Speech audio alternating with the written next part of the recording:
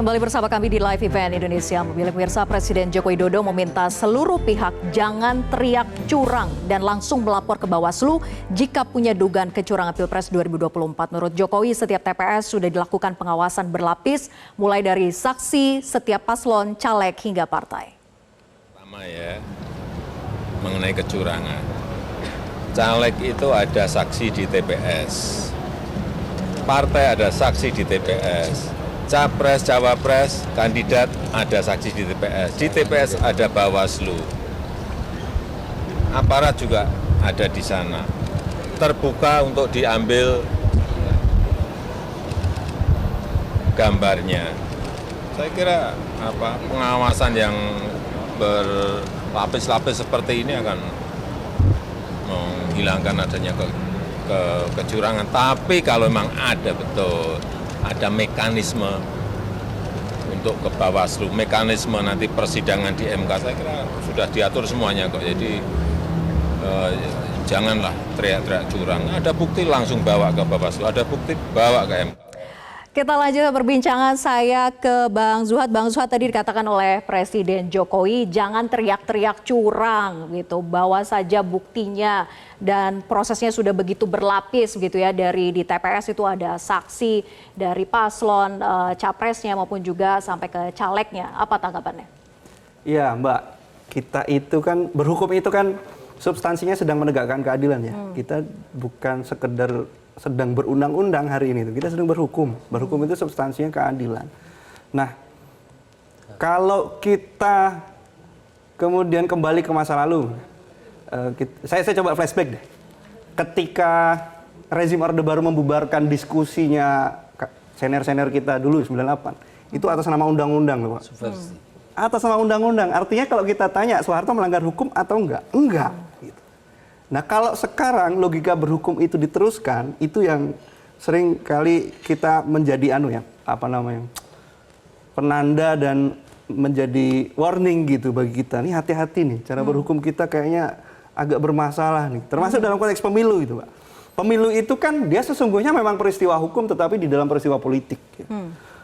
Quick count misalkan sebagai peristiwa politik sah-sah saja. Tetapi kalau kita melihatnya dalam konteks peristiwa hukum, nanti dulu gitu.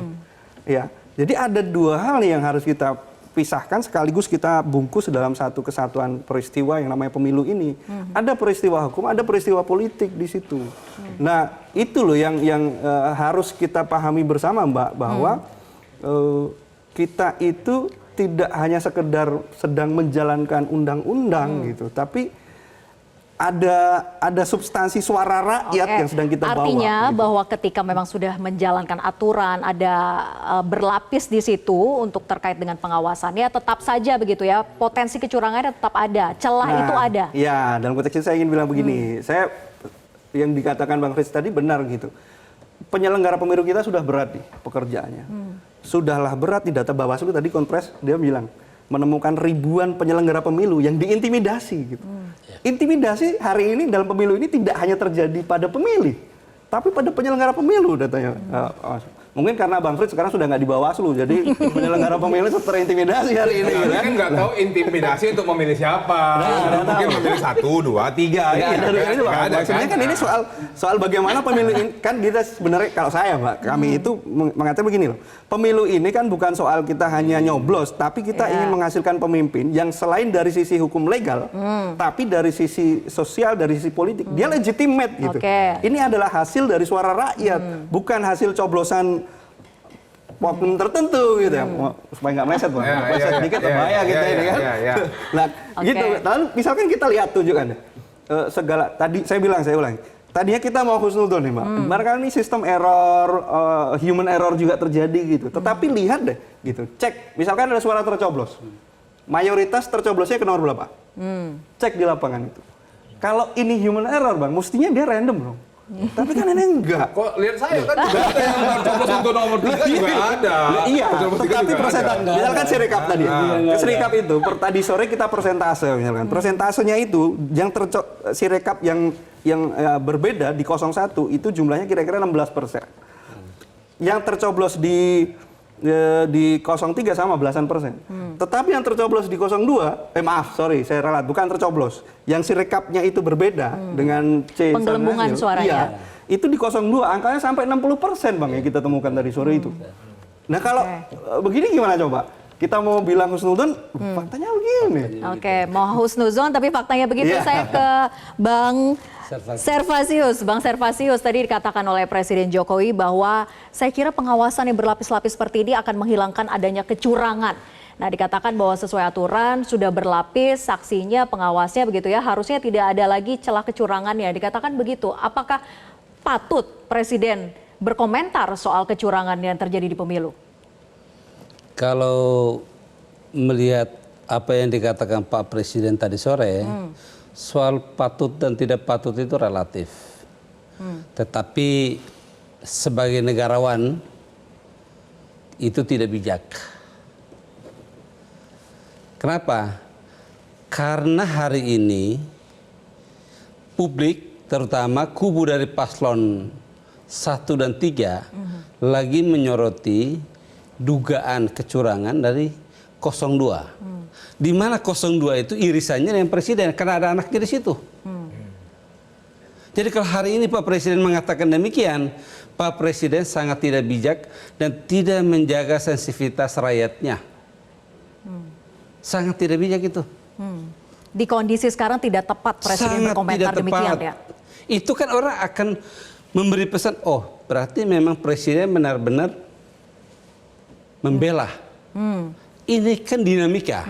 Jadi ada Presiden temuan-temuan. kapasitasnya sebagai Presiden atau kapasitasnya sebagai bapaknya Gibran? Ya kalau melihat pernyataan tadi, itu sebagai pendukung 02. Kan tadi yang nanya ada wartawan, Pak. Kalau seandainya wartawan yang nggak nanya gimana?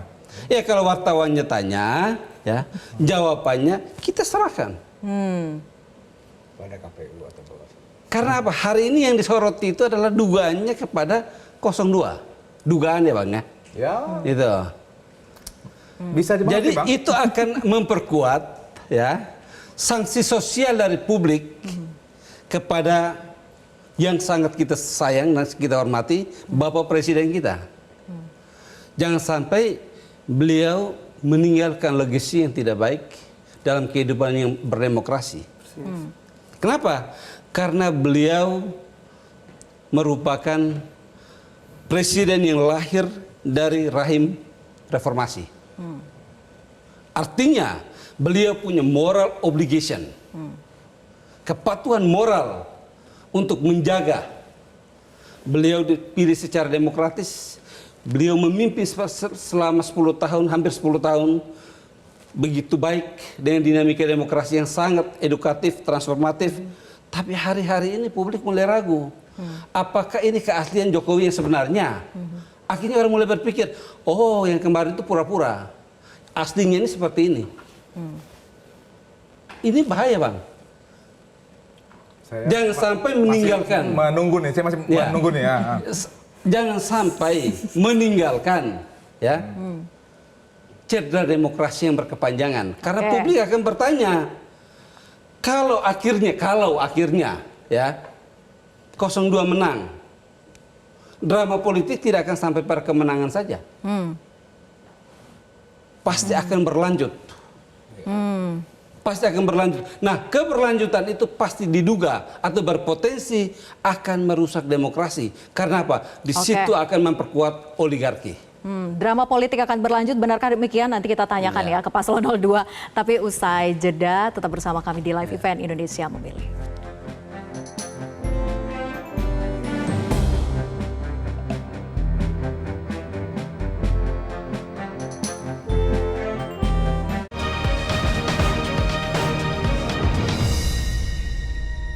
Dipersembahkan oleh Jelajahi cara baru mendapatkan informasi. Download Metro TV Extend sekarang.